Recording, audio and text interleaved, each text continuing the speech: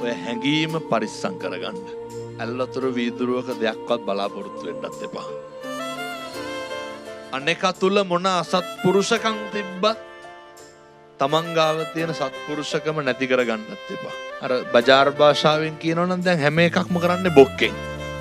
එහෙම නෙමෙයිද? හරි හැඟීමෙන් කරන්න.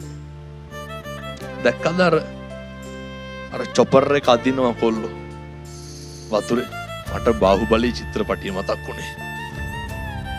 ඒ එකමුතුකම ඒ ලංකාවේ මේ ජාති ආගම් ભેදයක් ගෝත්‍රයක් මොකවත් නැහැ. ඒ තරුණ ජවය නිසි විදිහට පාවිච්චි කරන්න හොඳම වෙලාව තමයි මේ ව්‍යසනය. ඒක අපත් කරන්න එපා කියන යෝජනාව මම කරනවා.